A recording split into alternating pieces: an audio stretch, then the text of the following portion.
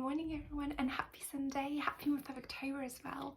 I am back with another video. This one is going to wrap up September in terms of what I read. September was a wild month. It was crazy busy at work, and I somehow found pockets of time to read, but it was very hard, and I had to really adopt a new discipline to sit and read for stretches of hours, really without anything interfering, and especially anything interfering in my mind. Actually, the problem is that when I'm really busy at work, it just encroaches into my mental space, even when I'm free, even on my free time. So I can't really concentrate on anything. So that's when reading slumps happen. So my goal in September was really to come home, have a little bit of time to myself to do chores and have tea and eat, and then just sit down and read and have a really disciplined routine. And that seemed to work actually, because I read 21 books in September, despite this being perhaps the busiest month of the year for me so far. So I'm really pleased with that. I also somehow read more than 200 books this year so far, which is crazy. I never really intend to reach a certain number of books per year that I read. I don't really have reading goals per se.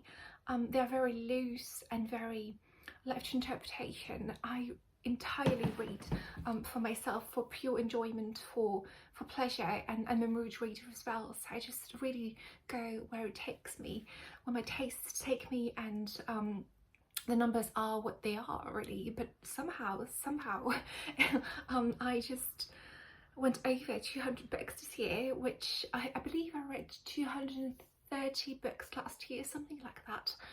So yeah, I've reached 200 already, which seems incredible to me, which means that it was somehow, in the middle of things, a very good reading year for me in terms of the amount of reading that I did, and it seemed quite effortless as well. I just spoke of discipline, but it seemed overall it really seemed quite effortless to do, and it seems to be pretty much my routine right now, and that's where I'm happiest, I think, just reading that much. It does help though to have reading wrap-ups, I'll say that, because I don't believe I have done one in ages, in month. But I just sat down and had a really good look at what I read in September and took notes and everything just to make this video, and it really helps to look back on what I read and to remember the name of the characters and the plot and my feelings about some books. So I think revisiting the books that I read might be a good compromise actually, because last year I just spoke about not having reading goals, but that's not entirely true. I suppose last year, because of having read so much, one of my intentions, I suppose, was to read, well, with more intention actually, was to read perhaps more slowly, but to really recollect things afterwards, and to have a really good impression of each book. That I wanted each book to really leave a lasting impression on me, and I thought that slowing down would be the answer. Slowing down, reading less perhaps, but reading with more intent, with more purpose, and with more for each book to have more meaning to me, because I read a lot, but I don't always remember what I read even 2 books ago, because I just read so fast. But that's my pace, I think.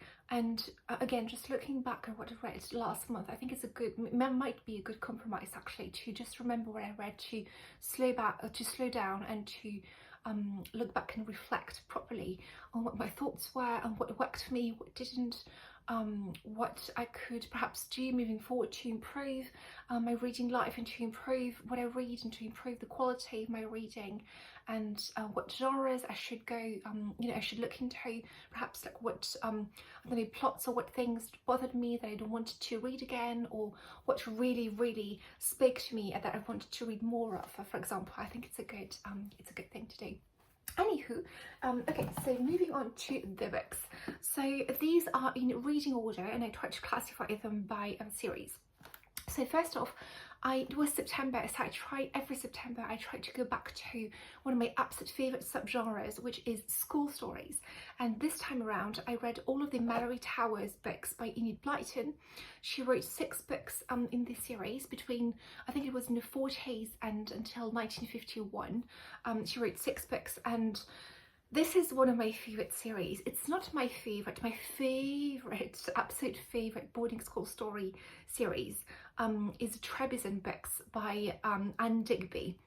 Those are, I absolutely cherish. I have them all on my Kindle, and I've got the Egmont, I'm looking at them right now on my shelves actually, but I've got the Egmont reprints on my bookshelves, so for keeps, and I absolutely adore them. But they are more contemporary. I think they were released in the 1980s, even 1990s I believe.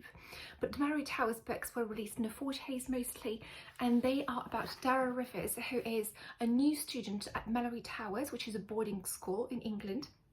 And she goes there on her own. She has a little sister called Felicity, but she's much younger than her, so she doesn't go to Malory Towers yet, even though she actually joins her over the course of the series. And there are 6 books about Dara's life at the school. They are full of friendship, of stereotypes, of French mistresses having French accents, of midnight feasts, of girls coming in with special talents, for example sketching or horse riding, girls coming from America who don't fit in, girls who are more selfish and who think only of themselves, sentimental girls, who the girls sent to Coventry, meaning they don't speak to them for a number of days. They are full of very, very rich school life. And as a girl who went to a very regular comprehensive as a child, and who dreamed of going to boarding school, I begged my mother to go to boarding school, but we couldn't actually at the time afford it. I would have been thrilled to discover them as a child, but discover them as an adult. And I know that there is a TV show that has been broadcast on the BBC for the last few years, and I think I watched the first series, but I really wanted to have a proper reread of the book series before diving in again and before finishing the TV show. So I'm really glad to report that I've finished the first 6 books in the series. I'm going back to rewatch the first season and going and watching the next few. And yeah, this series is absolutely really good actually. I gave it 4 stars, but looking back it's definitely a 5-star series. I'm going to upgrade my rating definitely, but it's a very dear to my heart series. It's not my favourite, but it's definitely amongst my favourites, I think, even though it's very again, it's very full of tropes which have become absolute rule, I suppose, in the genre, things that you have to hit at some point because people are just so familiar with them. At the time when I read them first, so a few years ago when I read them first, I actually preferred the Sinclair's books by Enid Blyton as well, so which are less well known. So I'm just going back to I'm definitely going to reread Sinclair's books as well, just to see which one I like best between the 2 series, bearing in mind that the Malory Towers actually have 6 books in them written by Enid Blyton, but Pamela Cox, who I think is a children's author in her own right, also I think wrote, I think the number is 6, but I'm not sure, but definitely wrote sequels to the 6 books actually, starring Felicity Rivers, who is Daryl's little sister, who starts attending Malory Towers while Daryl is there, but she also has her own books and her own continuation stories, I suppose, written by Pamela Cox. So I can't wait to do that. There are pantomimes and definitely productions being being created, and Daryl takes on responsibilities as well. There are tons of things happening in these books, but they're very surface level, I suppose, in one way, but there's just so I just want to belong in those books. I just want to say, however, that having read one of my favourite books this year, which was a non-fiction actually, it was Terms and Condition by Isenda, gosh, I can't remember her name, I'm so sorry. She's brilliant. I can't remember her name and I didn't write it down, but I read Terms and Conditions, which is actually a recollection, I suppose, a non-fiction memoir, even though the author actually didn't attend, I think, well, she did attend a boarding school, but it's mostly recollections from many girls who attended these kinds of boarding school in real life, and they keep saying that some of them had read Malory Towers and the reality was very different. This is a very, very funny book. I wish I had talked about it on this channel when I read it, but I just didn't take the time to wrap this up. But it was an amazing book. It was released by Slightly Foxed, and I personally read it on my Kindle. I definitely want a physical copy for myself. It was just hilarious, very poignant as well, and talks about harsh realities, but in a very take charge and, you know, just carry on sort of way, and which is very much in the spirit of these schools actually, and of these girls as well. I thought the conclusion was absolutely brilliant and moved me to tears. And the friendship, the female friendship that you find in those schools is absolutely unbeatable. And those girls all speak to all of the friends that they kept from those school years at the time. And I think you can tell in Malory Towers, even though it's fictional, you can always tell that these girls are going to be friends for life. The last book talks about their plans for uni or for careers after school, and it's just so moving actually to think of them just going on their own and taking their own talents, their own whatever they learned over the time at school, and to just take it into the real world, and having this group of friends around them to support them. It just moved me, honestly, it just moved me so much. I think there's nothing better than female friendship. But yeah, so that was Malory Towers by Enid Blyton. Number 2, I of course re-listened to 2 Harry Potter books. In case you don't know, I've been listening to the Harry Potter books on audiobook read by Stephen Fry pretty much every day, with a few exceptions when I read other audiobooks for the past, I don't know, 15 years or so, ever since they were released on Audible. I've been re-listening to them pretty much every day, so I do have a little bit of Harry Potter in my life every day, and they're on a loop, honestly. So I recently re-listened to Chamber of Secrets and Prisoner of Azkaban. I'm now on to Goblet of Fire. And I just wanted to, even though I didn't reread those editions in particular, I just really wanted to showcase, because I'm really so fond of them. I really wanted to just show you again the Jim Kay editions, the Jim Kay illustrated editions. Even though I'm a huge Harry Potter fan, they are part of my everyday, again, they are part of my heart and my formative years, and part of who I am, really, the stories. I just have 2 editions of those books, bizarrely. That's enough for me, honestly. I have a wonderfully, gorgeous smelling edition on my shelves, which the covers are illustrated by Johnny Doddle, but those illustrated editions are I would say an experience on their own, apart from, so the books by themselves, the movies, the audiobooks, Hogwarts Legacy, the Harry Potter Studios, and the Universal theme parks. I went to the one in Orlando, but I would love to see the other ones, obviously. And these, I think those are a completely different experience, actually add a layer to the story that, even though you've read them so many times, they just add a layer which you didn't expect before, really. So I absolutely adore them. So this is the illustrated edition of Chamber of Secrets.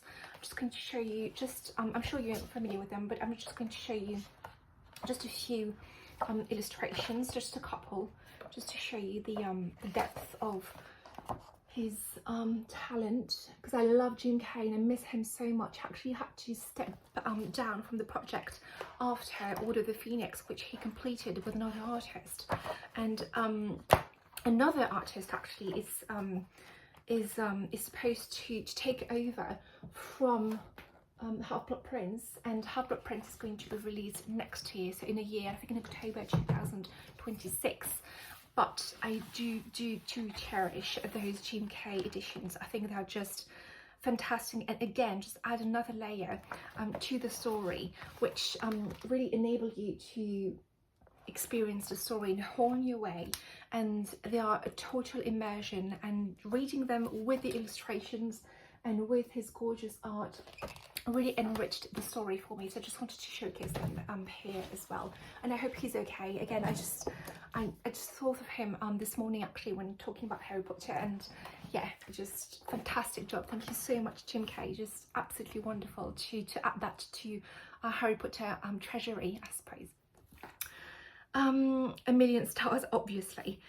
I also finished the Sevenwaters series by Juliet Marillier. Now, my channel is mostly, because that's what I read, that's what I love, that's what I cherish, is mostly about cozy books with no content warnings whatsoever. This one has all of the content warnings. Actually, this is one of the exceptions, I would say. Historical fantasy, as a rule, I would say that historical fantasy and historical mystery are two of the genres that I read which have a ton of content warning, especially historical fantasy. I don't read it very often because I'm not always in the mood for that kind of intensity of violence specifically, but when I do read them, and some of them just stay with me forever, they are really, really powerful and impactful when I choose them correctly. And this was definitely a reread. I love Juliet Marillier, but again, all of the content warnings for these books, so please, please, please tread with caution. These are extremely hard to read sometimes, and I can handle them because I've read them before, I think, but I'm not sure that reading them for the first time today I would be okay. So, and I need to I can't read them back to back anymore. I have to have very light books in between which are more in my wheelhouse. So I read Child of the Prophecy, about Fane, who actually is an Irish name which means ring or continuity, and it's actually very fitting because Child of the Prophecy is the third book in the Sevenwaters series, which is the historical fantasy series again by Juliet Marillier, and about the I suppose about Christianity coming to Ireland and its impact on a family of who follows the ancient faith. And Child of the Prophecy is about Fane, who is the granddaughter of the main villain from the first two books. So Child of the Prophecy is book number 3, and Fane is the granddaughter of the main villain from the first 2 and 3 books actually. And throughout the book she has to fight, I suppose, the influence of her grandmother, who's trying to manipulate her to bring an end to Sevenwaters, which is a kind of dwelling of people who follow the old faith in Ireland. And this is, I think, the only time that Juliet Marillier has actually written in some way a very complex and a very difficult to entirely love heroine, because she makes very hard choices in this book and she makes very bad choices in this book. It's hard to read when you've got a heroine you can't entirely root for, because her actions are just so mean and so evil, even though she's being manipulated by somebody else. So it's a fight against herself, it's a fight for what she truly believes in, it's a fight for her identity, her own personality, and it's a brilliant, really truly brilliant, very intense again, but a brilliant ending to the initial trilogy. So she wrote the initial trilogy, so the first three books, and then a few years later she decided to add 3 more books to the Sevenwaters series, making it into a series. And there are 3 books which are very much connected to the first 3, so it's the same family through time. So you've got a family tree at the beginning of each book, actually telling you who is related to whom. You don't need to read them in order, but they do add a layer definitely to the story if you do. And the last 3 are Heir to Sevenwaters, Sea of Sevenwaters, and Flame of Sevenwaters. I read Heir to Sevenwaters and Flame of Sevenwaters. I always, even though it's one of my favourite series, I always DNF Sea of Sevenwaters. The pacing, the romance is just too slow for me, even though Shea, I actually had to look up the pronunciation of all of these names beforehand, so I hope I'm remembering that correctly. But Shea is an amazing character. She's a seer, hence Sea of Sevenwaters. Actually in Shea in Irish it means seer and prophetess. She's a seer, and there is a shipwreck actually happening on the island where she's staying, and mysterious things happen. But anyway, I had to skip that one, which is number 5. So I read number 4 and 6, which is the last one. Heir to Sevenwaters has got Clodagh, who is the heroine of the book, and she has a new baby brother called Finbar, and Finbar as a baby is snatched from his cradle one day and disappears, and she knows that the Fae are responsible. She's the only one who can see that something else, something made of wood and made of branches. It's actually in its place, and it's in his cradle, even though nobody else can actually see it. So she's the only one who has got that connection to her brother and that connection to the other world. So she decides to travel to the other world, the world of the Fae, to retrieve her brother, and she meets the Lord of the Underworld there. And it's a very epic kind of a read. Again, every Juliet Marillier books has got a romance also intertwined into the story. It's usually a very epic romance which takes place mostly in the last few chapters, but this one and several other ones actually have got a kind of a friends to lovers romance, and people who you met, you know, since the beginning of the book just try to take on a whole new meaning, a whole new romantic meaning for the heroine as we go. And these are very, very young heroines, 20s, you know, 20, 21, I would say, and they take on such epic journeys and are so brave and so courageous, and all of Juliet Marillier's heroines are like that. I root for them all so much.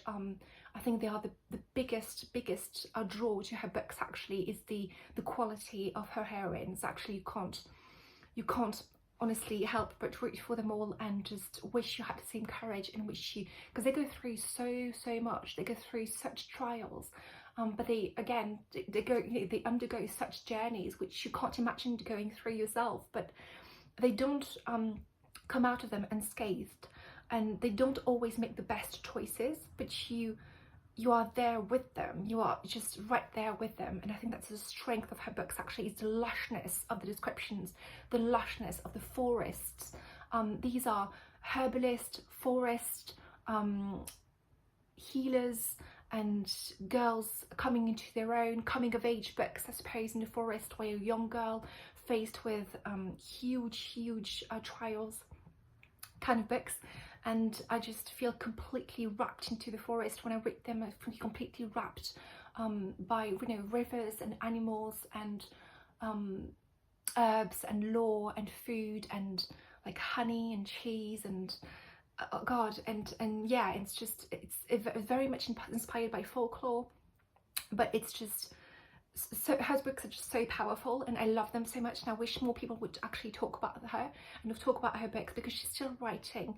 Her books again are very, very intense, but if you have, you know, the strength, I suppose, to follow them on their journey, it's just so worth it. But anyway, yeah, and the last book is Flame of Sevenwaters, which follows Maeve, who is who is a character who is introduced to us in the fourth book, so at the beginning of the second trilogy. And Maeve means intoxicating, and she who rules in Irish.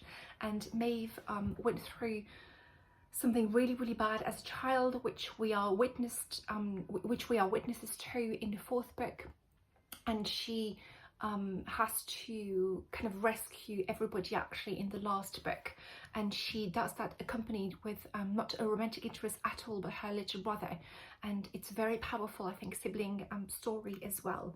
Yeah, so that was my reread of Sevenwaters. I have lots to say, as you can probably tell. I'm really, really passionate about these books, and this reminded me why actually I discovered Juliet Marillier about 10 years ago, and I read, I think, almost her entire backlist at the time, and then at some point I just realised that I just wasn't ready to go back to this, again, very intense, very full of content warnings kind of world, and it took me this long actually to go back to it. But what a journey, and what a reward, honestly. It just left such an imprint on me. I'm so pleased.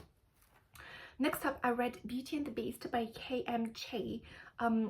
This is a fairy tale retelling, as you can probably tell, of Beauty and the Beast, by an author who actually wrote a whole series about fairy tale retellings called the Timeless Fairy Tales. And this one is the first, Beauty and the Beast. This is very cute. This is about Elle, and Prince Severin. And Elle is actually a spy, and one day she a mission of hers goes wrong, and she crashes into the roof of Prince Severin's castle. Prince Severin has been living as a recluse for a number of years, and she crashes into his roof, and her ankle is actually broken, so she's got to kind of hide as a spy there while his mute staff is taking care of her and trying to bring her back to herself and trying to nurse her back to health.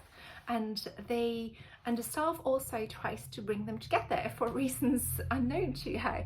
We know, of course, because we know Beauty and the Beast, but she doesn't. And yeah, there are several very, very cute scenes of enemies to lovers, really, a romance developing over fluffy dogs, ponies, roses, foods, feasts, that sort of thing, and it's very, very cute.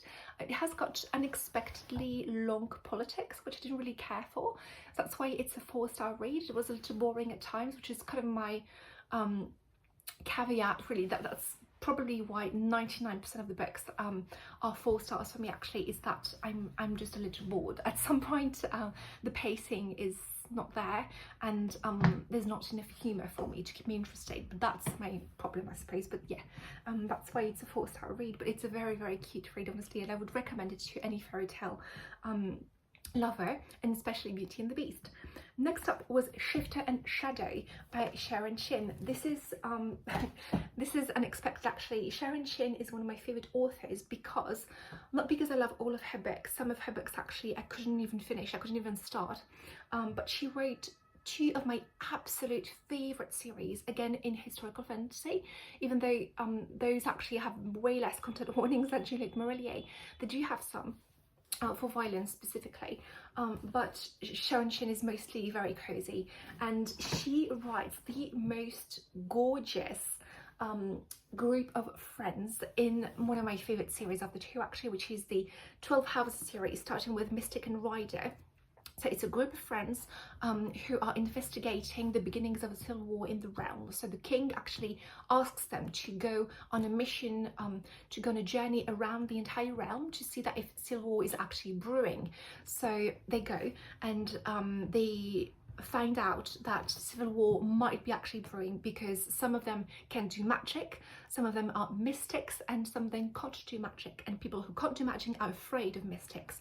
So that's what a civil war is about, and they investigate that, and they are a group of friends, again, who are very unlikely friends because they're all completely different, but they are just my friends and my best friends. I put them on the same level as Harry, Ron and Hermione, actually, in my heart. So this is book number 1, Mystic and Rider. This is book number 2, 13th House. About this one is about Seneth, who is mystic. She's one of the well, each book is actually about one specific member of the group. So Seneth, Kira, and Shifter and Shadow, which has just been released, which we've been waiting for, I suppose, for I don't know how many years it's been since last book, but a great number of years. Shifter and Shadow is book number 2.5, I suppose. So it's between Kira's book, definitely this, between Kira's book and Justin's book, which is number 3. So it's 2.5 because actually in Kira's book, Kira, who is one of my favourite characters ever, along with Seneth actually in the series and ever overall, Kira has a romance with the wrong person, and she realizes at the very beginning of the very end, I suppose, of the book, or well, it's debatable when, but she realizes at the very end of the book who she's really in love with.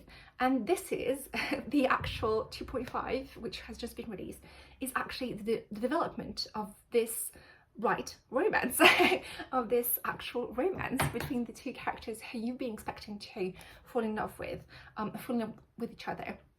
And this is kind of their journey, really. So without spoiling anything, because it's 2.5 in a series, so it's kind of hard, without spoiling anything, Kira is the daughter of a Marlord, so she is pure aristocracy, and she has been raised with a peasant's son, Donal, her entire life, because Kira is a shapeshifter and she's a healer, so she has got magic, and nobody around her had magic at the time. So her father really tried to find somebody else who could do magic with her and who she could train with as a companion, as a magic companion. And he found on his estate, actually, he found this peasant's son, Donal. So they were raised together, they grew up together, they've known each other their entire lives.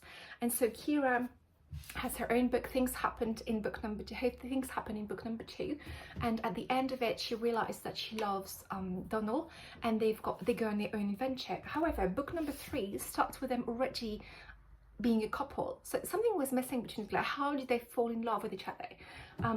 And this is their story, really. So without spoiling anything, again, Donald can do magic as well. He's just a shapeshifter, whereas she's a shapeshifter and a healer. And she uses her powers for good on a small remote island. And I can't say much more than that, really, unfortunately. But this is, again, one of my favourite series ever. And if you want to start, honestly, start at the beginning. I don't always say that, but Mystic and Rider is really where you should start. In general, with historical fantasy, it's not like historical mystery. Really, historical mystery, there is an overarching plot usually, but you can pick up, you know, any book, because the investigations are always self-contained. So there might be an overarching plot having to do with romance or a bigger mystery, sometimes both, but each book is self-contained. Each book has got a beginning and an end, which will lead you, lead you through an investigation from beginning to end. However, historical fantasy, if not familiar, it's very much the overarching story. It's kind of mingled with the micro story, I suppose, and each book has got a satisfying ending, but you do want to start at the beginning. Mystic and Rider is the first. Again, if you want to read number 2, that's 13th House, about Kira. 2.5, lucky you, Shifter and Shadow. I haven't actually read, I just read Shifter and Shadow on its own because I was very familiar with the other books, but you can now, and I can, reread the entire series with Shifter and Shadow as number 2.5. So that would be interesting, actually, to see if it really connects the dots between 2 and 3. Number 3 is this one right here, Justin's book, Dark Moon Defender. In a way, maybe, well, definitely one of my least favourites, perhaps my least favourites. Not because I don't love Justin, he's fine, but because the story is darker, is very much darker in this one. Actually, it takes place in a convent, and a convent of people who are really, really passionate, to the point of being completely overtaken, actually, by their beliefs, and it's very scary. Number 4 is Reader and Raylings, Cameron's story. This one is pretty much a war story, even though a lot happens, and the friends are fine, the friends are fine, our friends are fine, all of them survive, all of them are fine, please don't worry, she's got you. And the last one is Fortune and Fate, which is bizarrely, actually, my favourite in the series. But Fortune and Fate is my favourite in the series, and it's, I say it bizarrely, actually, because it's the last one in the series, and it's a post-war story, which is so unexpected. And I left a comment, actually, on Shinn's channel saying that I was so happy that she wrote Fortune and Fate, because in historical fantasy specifically, when you've got war happening, the ending is usually at the end of the book, kind of rushed, and a few chapters saying, yeah, well, everyone is okay, here are the casualties, and thank you for coming. But I'm just so glad that we've got an entire book that's a post-war story, and it's about one of the secondary characters, which is not one of our group of friends, actually, and she is just so gorgeous, and I love her. I love her story. This is very much a domestic story, which I love. I think this is maybe her best book, even though the first 2 are just so good. But yeah, I highly recommend the series, actually, and Shifter and Shadow was just such a gift to have a 2.5 for so many years. Thank you so much, Sharon Shinn, I love you. Moving on to next book in series, actually, next book that I read in September was 2 books in the Maisie Dobbs series. The Maisie Dobbs series are, I would say, not my favourite historical mystery series, because they are very samey, and Maisie herself, the heroine, is, well, she is who she is, but the Maisie Dobbs series take place in the interwar years, and they are about Maisie, who is a psychic investigator. She's a psychologist investigator, I suppose, but she's got kind of psychic powers a little bit. I find her a little hard to love. I find her very cold and aloof. I really struggle sometimes to relate to her. The strength of these books, however, the strength of the Maisie Dobbs series, in my opinion, is that she, Jacqueline Winspear, who wrote the books, she is really knowledgeable about the First World War, the Second World War, and the interwar years. And the atmosphere of these books is unbeatable, I think. That's really the strength of these books to me, is that they reveal things about the First World War which you may not have come across before. pockets of the interwar years as well, so daily life, but also reminiscing about what happened in the First World War, processing what happened in the First World War before the Second World War begins. She's very knowledgeable about that, so the atmosphere of the books, and there is a sadness in her books which can sometimes be overwhelming, and sometimes it's just, I don't want to say welcome, but it fits the theme, if you see what I mean. It really fits the theme, and the sadness to her books is not always for me. I like, as you know, I like lighter, I like light, fun, witchy books 99% of the time, but it really works here, and that's why I like them, I think. I read 2 of her books this month. Messenger of Truth, which about an artist who falls to his death just before an exhibition, and his sister Georgina, I think, who went to Girton with Maisie, hires her to investigate his death. And this has got the rise of the British Union of Fascists, for example. I think this is the first mention of that in a Maisie Dobbs book, so interesting period. It's 1931, this one. And it's about events in the First World War which we may not be familiar with. So again, just interesting facts, heartbreaking facts, but very interesting as well to know about, and gives us, I think, a fuller picture of what happened during the war and the interwar years as well. And An Incomplete Revenge, about a series of fires in a small village during the hop picking season, and the whole village again is very atmospheric and is shrouded in secrecy, and Maisie goes to investigate. Again, I do like those books for those reasons.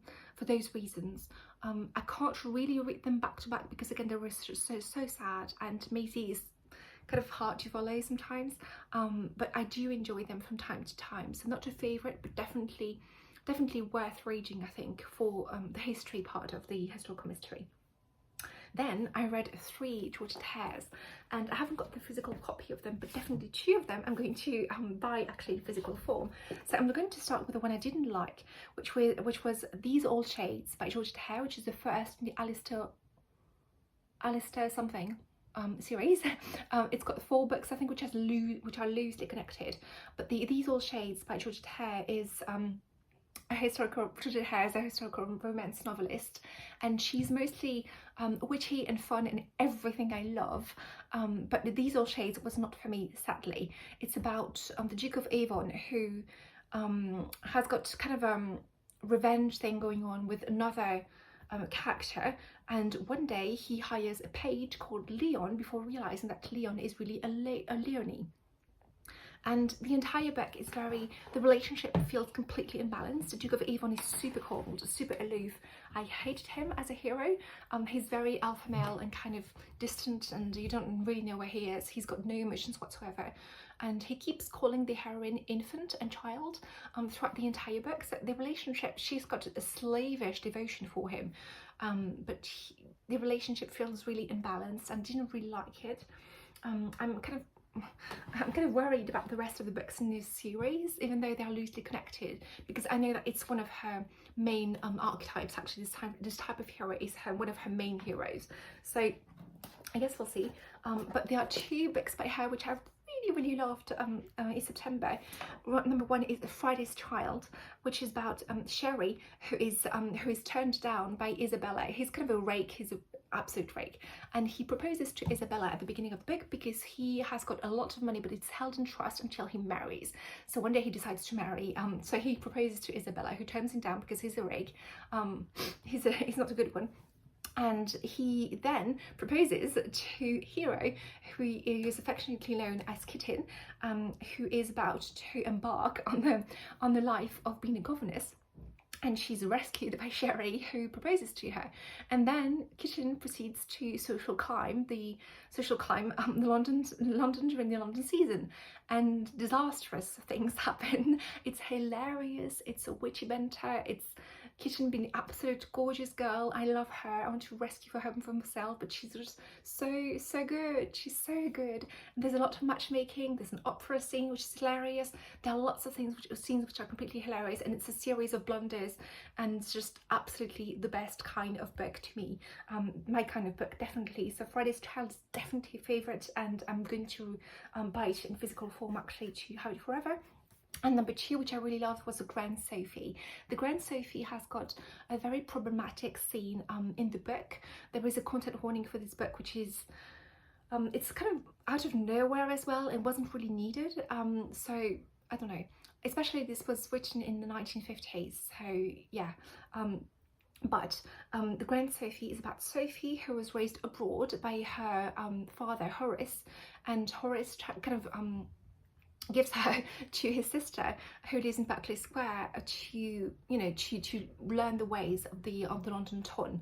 But Sophie again has been raised abroad, and so she has got very, very outlandish manners. She doesn't know anything about rules and propriety, and she has got very much her own mind. She's a take charge sort of person, and she sorts out her entire family really ominously. And her cousin Charles, who is engaged, so she sorts everything out for them, and it's very, very good. Mostly because Sophie is very, very good. I think the rest of the cast is a bit lackluster compared to her, because she is such an overwhelming sort of person. She's such a take charge again sort of person, and she all the spotlight is on her because she's got such a forceful personality. But I adore her so much. I love her, and she's so capable. And there is a scene where she's got a pistol, and just and she drives phaetons like a rake, and she's wonderful. But yeah, again, she's a force of nature, and nobody really can be a match for her in the book, especially not the hero. I think that the hero is very boring compared to her, but I love the Grand Sophy, so very much worth reading. Next up was a Marion Chesney. I actually discovered, I think, Marion Chesney this year, and through her Travelling Matchmaker series, about Hannah Pym, who is a former housekeeper, and she's given a huge amount of money one day, and her dream was to actually travel the length of England through the coach. And so she, in the first book, she does that, and she matchmakes people in the process. In the second book, Belinda Goes to Bath, which is the second book, is kind of much of the same, really. She goes back on the coach, and she meets Belinda, who is a girl who is forced into marriages by her money-hungry family. And they go to Bath, and there is a case of mistaken identities and prinny, and the girls having to kind of hide Belinda's identity from her, and Hannah having to assume another identity. There are tons of bathing scenes which are really, really nice to read about, and really interesting actually. The beginning of the bathing scene in Bath, and Bath as a resort. I loved this so much. It's so hilarious, honestly. It's just a series again of just vignettes of just them taking over Bath and trying to rescue Belinda from these forced marriages, and it's just the best to me, and one of my favourite series ever, really. I'm just so happy that Marion Chesney has been so prolific, was so prolific during her entire lifetime, actually, because I've got so many books to look forward to. So this was number 2 in the Travelling Matchmaker series, and I'm going to read book number 3 very, very soon, if not today. Next, I read A Pocket Full of Rye by Agatha Christie, which is a Miss Marple book. I actually read this on audio. This was an audio book, and the audio actually on Audible, the audio series of Miss Marple books, which I've been listening to, has been absolutely wonderful. The narrators are just so good every single time. I'm just so happy. So A Pocket Full of Rye is really about the death of a wealthy financier, and when he dies in his country estate, seemingly poisoned, everyone thinks it's a one-off kind of thing. Well, okay, we're just going to find out who the murderer is, until one of his servants, Gladys, dies in a peculiar way, and Miss Marple, who knew Gladys, actually, who trained Gladys to be a servant in household, to be in domestic service, she comes onto the scene, actually, because she knew her beforehand, and that's when she realizes that things have been really strange about these murders. Things which are seemingly out of place have been appearing at the scenes of the murders, and it's all connected to a nursery rhyme. Agatha Christie is excellent at connecting her crimes to nursery rhymes or English sayings or English proverbs and idioms. and it gives you a really good look into English culture, and into this case a nursery rhyme which seemingly is innocent but actually full of violence.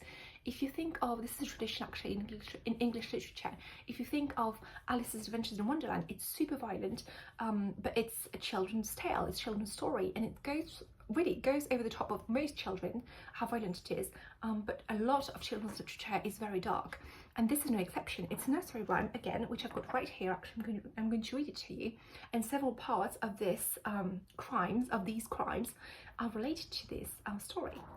Sing a song of sixpence, a pocket full of rye, 24 blackbirds baked in a pie. When the pie was opened, the birds began to sing. Wasn't that a dainty dish to set before the king? The king was in his counting house, counting out his money, that's the financier. The queen was in the parlour, eating bread and honey.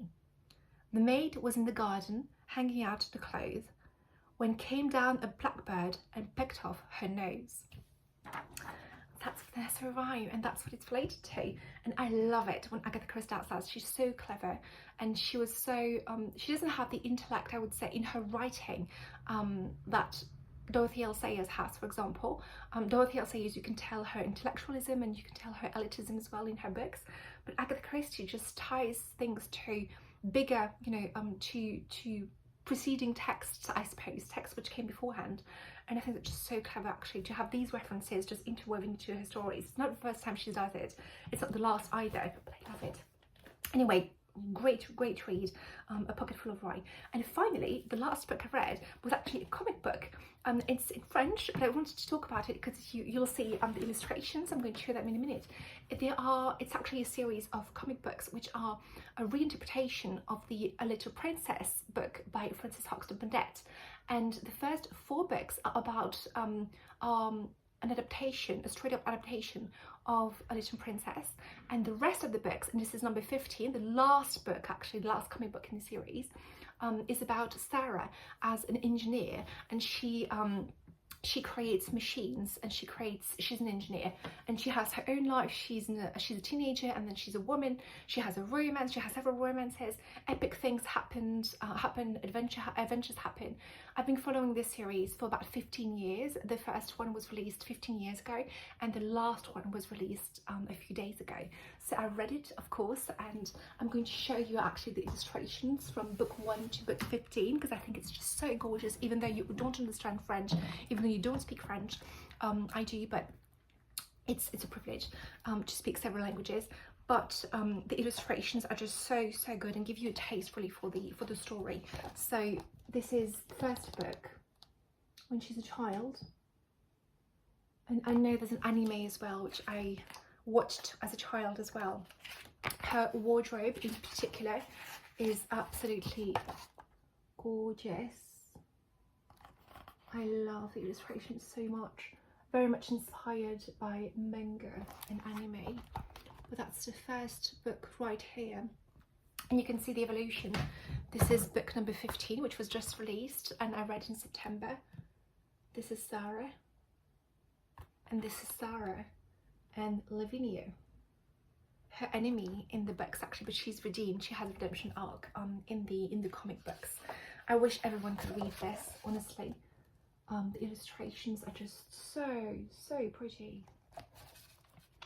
And the story is again just epic and takes you places which you, I don't want to spoil anybody, so I'm not going to go through the end, but it takes you places which you never really imagined. So, and it does a lot for the story as well. I love Little Princess, but I think this really takes it to new heights, and I wish everybody could experience this story really. But yeah, so that's my wrap up for September. I hope you had a gorgeous month of September. This is already too long, so I just can't stop talking. I was hoping to film 2 videos today, but I'm just so tired already that I'm just going to lie down in bed and pick up a book to read, a new book to read. I haven't read anything this October, so I wouldn't call this a reading slump, but this week has been really hard. So I'm going to just stay in bed and read for the rest of the day.